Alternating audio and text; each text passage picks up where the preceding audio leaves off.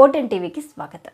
Vijayawada press క్లబ్లో hello okay ఈ కార్యక్రమంలో హలో వైవిధ్య గీతాల మణిగీతం సంస్థ ప్రెస్ మీట్ నిర్వహించింది.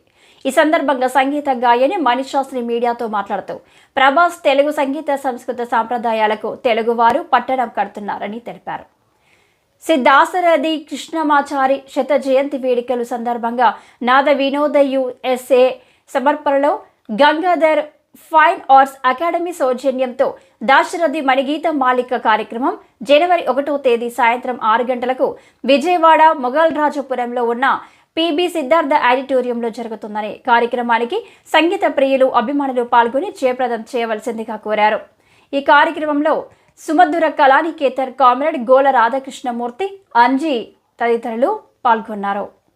ఒక థీమ్ చేసుకుని ఆ థీమ్కి తగ్గట్టుగానే ఒక ప్రోగ్రామ్ని మలుచుకొని డిజైన్ చేసుకుని ప్రోగ్రామ్ చేయడం నాకు అలవాటు. ఈసారి అదే పంథాలో ఇక్కడ విజయవాడలో దాశరథి శత జయంతి సందర్భంగా ఈ కార్యక్రమాన్ని తలపెట్టడం జరిగింది.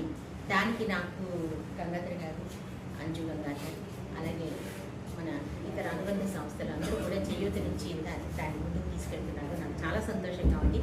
దాశరథి గారిది మాత్రమే ఎన్నుకున్నారు అంటే స్పెషల్ ఏమిటి అంటే ఆయన గొప్ప కవి.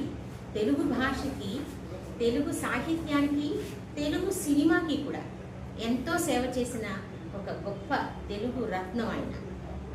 ఆయనది ఇప్పుడు శత జయంతి అనమాట. చాలామందికి శత జయంతులు చేస్తారు. ఇప్పుడు అక్కినే నాగేశ్వరరావు గారు శత జయంతులు, ఘంటసాల గారు శత జయంతులు, తర్వాత రామారావు గారి శత జయంతులు ఇలా నడుస్తూనే ఉన్నాయి.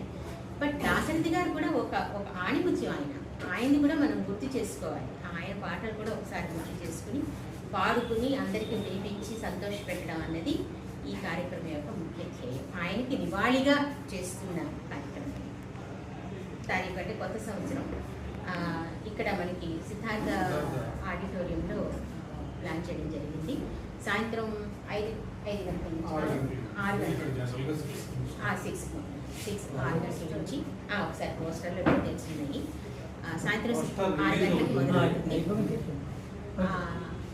తర్వాత నాకు చాలా ఆనందం కలిగించే మరో విషయం ఏమిటంటే నా సహ గాయకులుగా ఇందాక వారు చెప్పినట్టుగా వంశీధర్ పాడతీగా విన్నర్ అతను ఒక సీజన్కి అతను పాడుతున్నాడు మనతో. తర్వాత తాతా బాలకామేశ్వరరావు గారిని ఘంటసాల పాటలు అద్భుతంగా పాడతారు. ఎందుకంటే దాశరథి గారి సినిమా పాటలు ఈ ఇద్దరు సింగర్స్ని ఎందుకు ఎన్నుకున్నామంటే ఘంటసాల గారి పాటలు ఉన్నాయి, ఆయనవి బాలుగారి పాటలు కూడా ఉన్నాయి. తర్వాత మధ్యలో వచ్చిన రామకృష్ణ గారు, పివి శ్రీనివాస్ చాలా మంది ఒక 2 తరాల సంగీతాన్ని ఆయన కవర్ చేశారు. సో అందుకని చెప్పి ఒక చక్కటి ఏమంటారు కదంబమాలగా ఈ పాటలన్నీ సేకరించి ఈ మేల్ సింగర్స్ ఇద్దరిని ఎన్నుకోవడం జరిగింది. ఫీమేల్ సింగర్స్గా నేను లీడ్ తీసుకుంటాను. నాతో పాటుగా సంగీతం నేర్చుకున్న మా చెల్లెలు తను గార్లపాటి శేషకుమారి అని కాకినాడలో ఉంటుంది. పిఠాపురం గర్ల్స్ హై స్కూల్లో మ్యూజిక్ టీచర్గా పనిచేస్తుంది.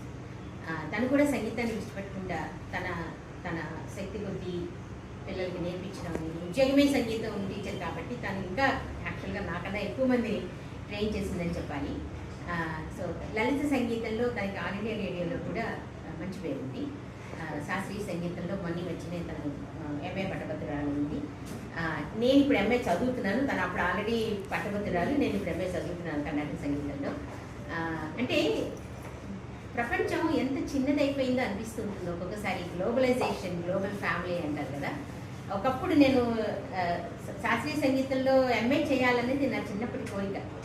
అది అసలు ఈ జన్మకి నెరవేరుతుందని నేను అనుకోలేదు. ఎందుకంటే అమెరికాలో వెళ్ళి కూర్చుని శాస్త్రీయ సంగీతంలో, కన్నడ సంగీతంలో ఎంఏ చేయాలంటే ఎవరిస్తారు అవకాశం. కానీ నా అదృష్టం కొద్దీ ఇంత పెద్ద వయసు వచ్చినా కూడా అక్కడ సిలికానాంధ్ర యూనివర్సిటీ కొత్తగా యూనివర్సిటీ స్టార్ట్ చేశారు. 7 ఏళ్ళు అయింది. అందులో ఎంఏ కర్ణాటక మ్యూజిక్ కూడా ఉందన్నమాట. అదేదో నా కోసమే దేవుడు కల్పించిన యూనివర్సిటీగా నేను భావిస్తాను. అందులో నేను ఎంఏ చదువుతున్నాను. సో అది మళ్ళీ తగదైపోయింది. ఓకే, వెనక్కి మళ్ళీ ప్రోగ్రామ్కి వస్తే సో మా చెల్లెల గురించి వచ్చింది కాబట్టి కొంత వచ్చింది. సో మా చెల్లెలు తను కూడా నాతో పాడుతుంది. సో మేము 4 మేల్ సింగర్స్. ఊకదంపుడుగా ఉండదు కార్యక్రమం. మణిశాస్త్రి గారి గురించి మనం ఏమన్నా అంటే ఈ సంగీత రంగంలో ఏ రకమైన అంశాన్ని ఆమె స్పృశించకుండా ఉండాలి. ఆమె ఒక గాయనీమణి. దాదాపు 11 సంవత్సరాలు ఆమె కర్ణాటక సంగీతం, 1 సంవత్సరం హిందుస్థానీ సంగీతం, 1 సంవత్సరం లలిత సంగీతం నేర్చుకున్న తర్వాత ఆమె అమెరికాలో కొన్ని పాటలకి మ్యూజిక్ డైరెక్టర్గా ఉండటం కానీ, కొన్ని కచేరీలు చేయటంగా కానీ, అలాగే 10కి పైగా ఆల్బమ్లు చేయటం కానీ, ఇటువంటివన్నీ చాలా అద్భుతమైన విషయాలు సాధించారు సంగీత రంగం. ఆమె ఈ రోజున దాశరథి కృష్ణమాచారి గారి తరఫున వారి శత జయంతి సందర్భంగా ఇస్తున్న నివాళి ఒక అద్భుతమైన నివాళి. అది దాని గురించి ఆల్రెడీ ఆమె చెప్పే ఉంటారు, గంగాధర్ గారు చెప్పే ఉంటారు. ఇవన్నీ కూడా మనకు ఒక రకంగా సంగీత ప్రియులకి విజయవాడలో ఒక వరంగా భావిస్తున్నాను నేను. ఈ కార్యక్రమానికి తప్పకుండా అందరూ రావాలని. ఆమె చిన్న గాయనీమణి కాదు, నిజంగా ఇందాక చెప్పినట్టుగా సంగీత రంగానికి సంబంధించి ఏందేందో తరచి చూసినా అందందే కలదు గాయనీమణి వింటే. గాయనీమణిలోనే ఆమె పేరుంది మణి. చాలా సంతోషంగా ఉంది వారు ఈ రకంగా విజయవాడ వచ్చి ప్రతి సంవత్సరము ఆంధ్రప్రదేశ్లోని పలు కేంద్రాల్లో ఆమె యొక్క కచేరీలు చేయటము, ఈ సంగీత ప్రియులను అలరించడము, ఇదంతా కూడా ఒక సంగీతానికి ఆమె ఇస్తున్న ఒక అద్భుతమైన జ్ఞానాంజలిగా నేను భావిస్తూ శుభాకాంక్షలు తెలియజేస్తున్నాను.